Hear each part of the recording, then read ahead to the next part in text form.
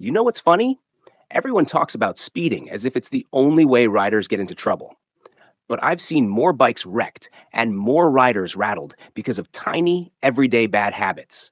Stuff that feels harmless until one day it bites you. Hey, it's Matthew from Autozium, and today we're talking about the 7 bad habits that destroy more bikes than speeding ever did. And the scary part? Most riders, especially the experienced ones, are guilty of at least 3 of these.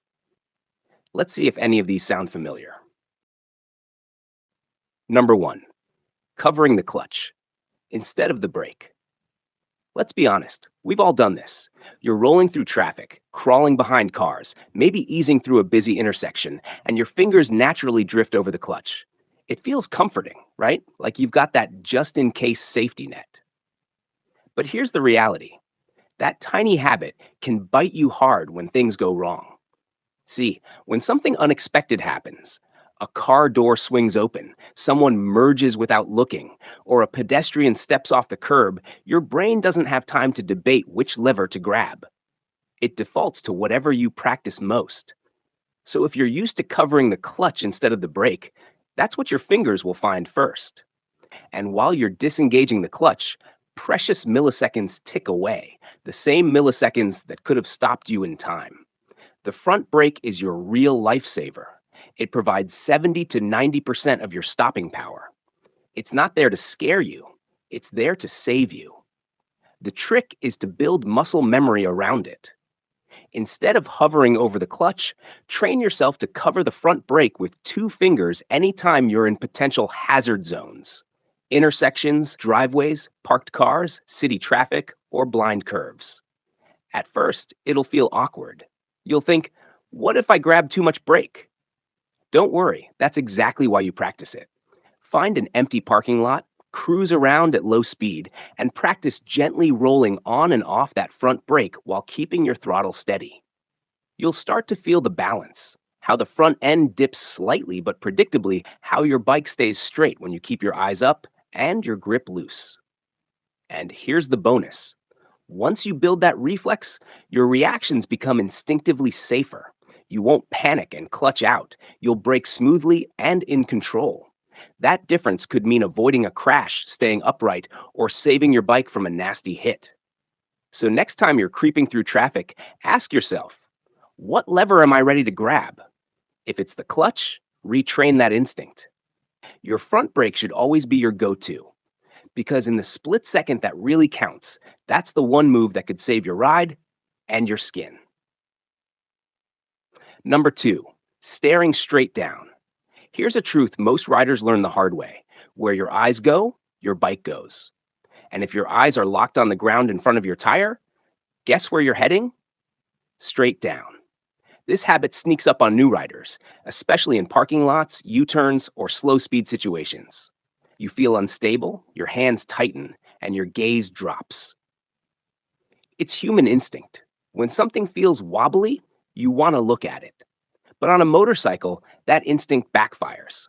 The second your eyes drop, your brain loses the bigger picture. You can't see your line, your balance goes off, and suddenly your bike feels like it's fighting you. Here's what's actually happening. Your vision controls your body position. Your shoulders follow your head, your arms follow your shoulders, and your bike follows your arms. So if your head dips down, your weight shifts forward, your bars twitch, and the whole system gets jittery. That's why your turns feel awkward or shaky. It's not your balance, it's your vision. The fix is beautifully simple. Look where you want to go. If you're turning left, turn your head fully to the left and lock your eyes on your exit point. Don't just glance, look through the corner. You'll be shocked at how instantly smoother your turn feels. The bike follows like it's on rails because now your body is aligned with your intention. Try this drill. In a quiet parking lot, ride in wide figure eights. Keep your chin up and force yourself to look over your shoulder through the turn.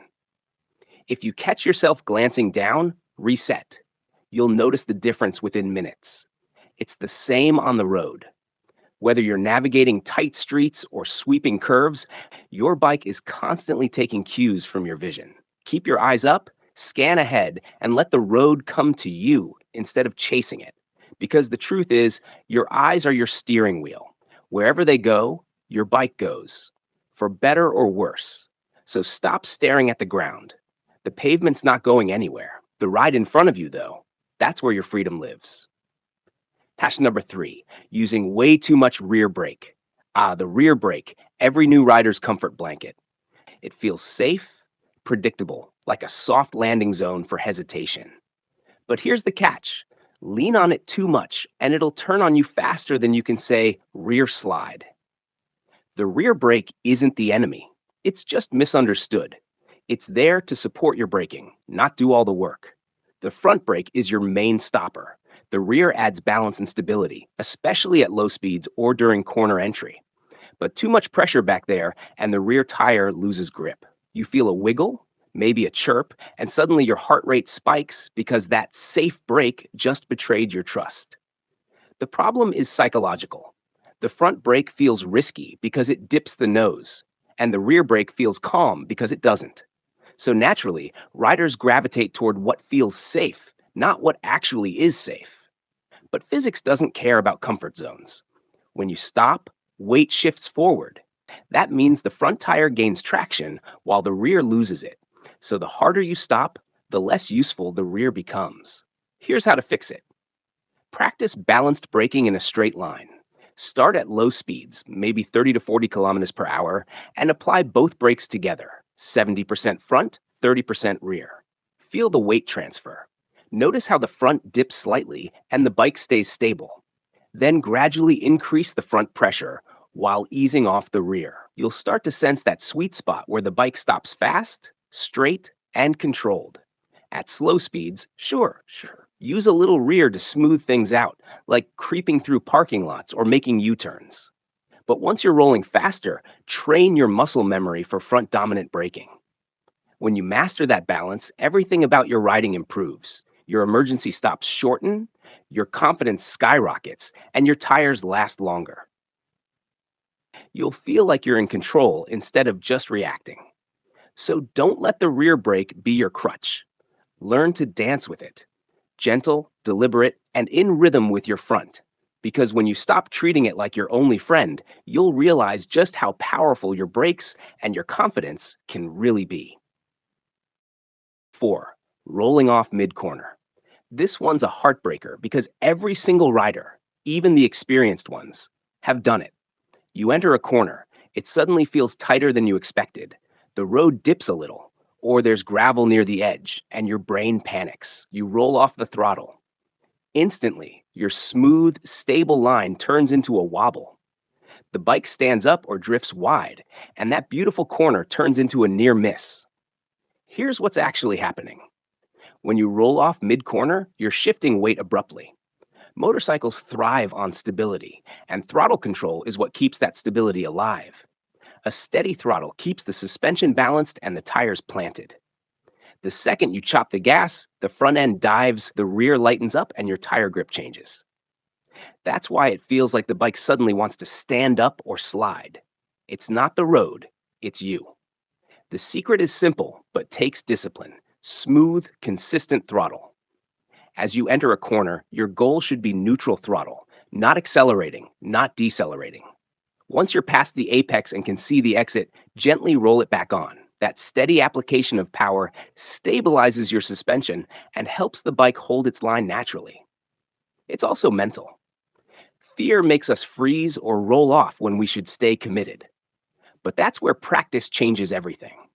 If you've never done it, go find a quiet, safe road or a wide parking lot and set up some imaginary corners. Practice entering at slow speeds and maintaining constant throttle through each turn. You'll feel how the bike almost locks in when you stop messing with the gas. The goal isn't to ride fast, it's to ride smooth. Smooth equals control, and control equals confidence. Next time your brain screams slow down mid-corner, remind yourself, the bike is built for this. You're not falling, you're turning. Keep that throttle steady, look through the exit, and let the machine do what it was engineered to do. Trust it, because once you stop chopping the throttle and start flowing through corners, you stop surviving turns and start owning them. Number 5, ignoring tire pressure. Checking tire pressure might be the least glamorous part of motorcycling. Nobody makes YouTube reels about it. Nobody brags about PSI numbers. And nobody posts a photo saying, look at this perfectly inflated rear tire. But if you skip it long enough, it'll ruin your ride faster than almost anything else. Here's the thing. Your tires are literally the only part of your motorcycle that touches the road. Two palm-sized patches of rubber are what keep you upright, stop you from sliding, and let you lean into corners at speed. When that contact patch isn't right, when your tires are underinflated or overinflated, everything feels off. Underinflated tires make your steering heavy and sluggish. Corners feel unpredictable. Braking distances increase, and the tires heat up faster, wearing unevenly.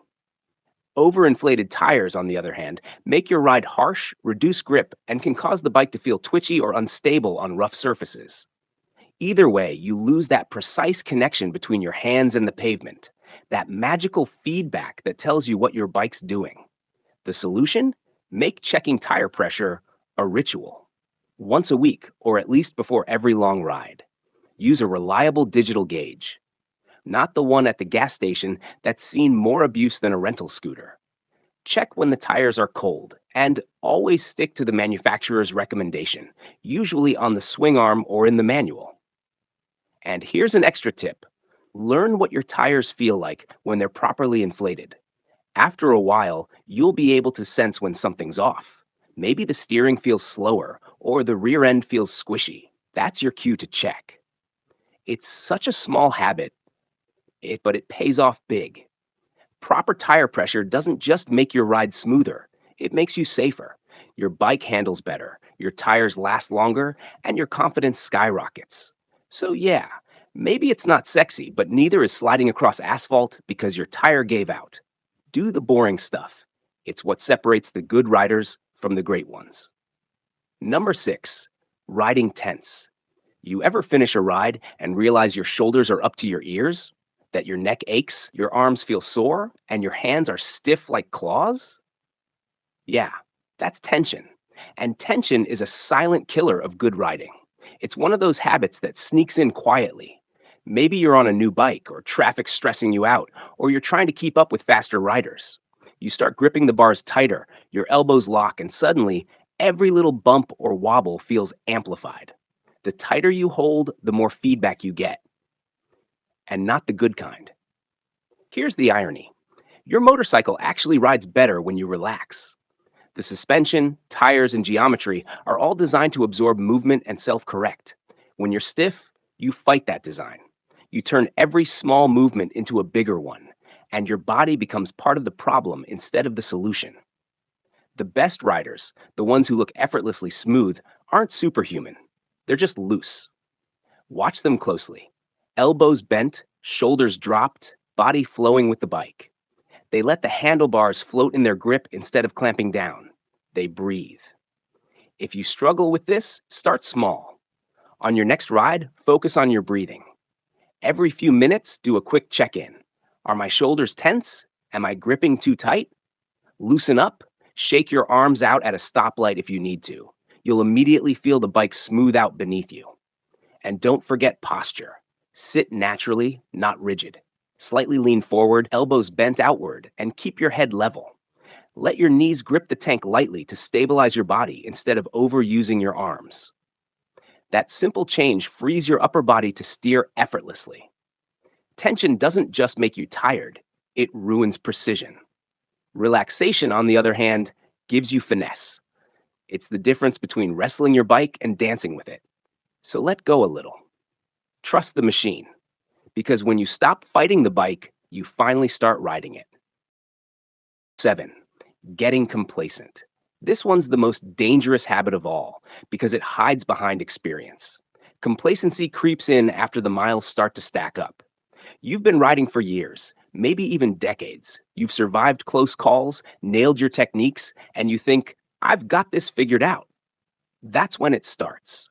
You skip a pre-ride check here, you stop practicing emergency stops there, and suddenly you're not as sharp as you used to be. The scary thing about complacency is that it feels like confidence until it's not. The moment you stop actively learning, your instincts dull. Your reaction time slips. You start relying on luck instead of skill. And luck, as every longtime rider knows, eventually runs out. Even pros, guys who spend their lives on two wheels, practice constantly. Track riders, police motorcyclists, instructors, they all drill the basics.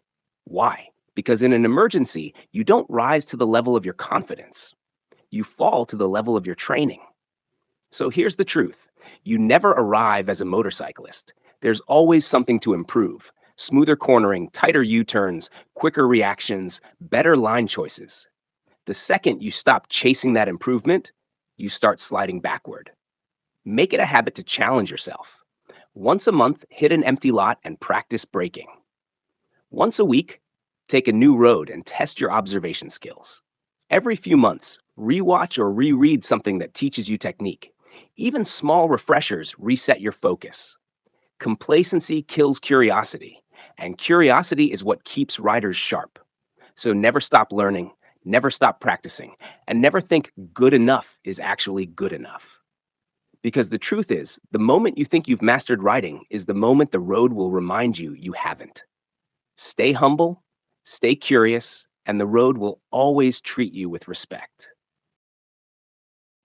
Now, here's the good news: every single one of these is fixable. You don't need new gear or a fancy bike. You just need awareness and a little bit of practice. So, here's your challenge: pick the one habit you're guilty of and go out this weekend and unlearn it. Because better riding isn't about being faster, it's about being smoother, safer, and more connected to your bike. I'm Matthew from Autozium, and if this video helped you ride a little smarter today, hit that like button, subscribe, and share it with a buddy who might need the reminder. Ride safe, stay smooth, and I'll see you in the next one.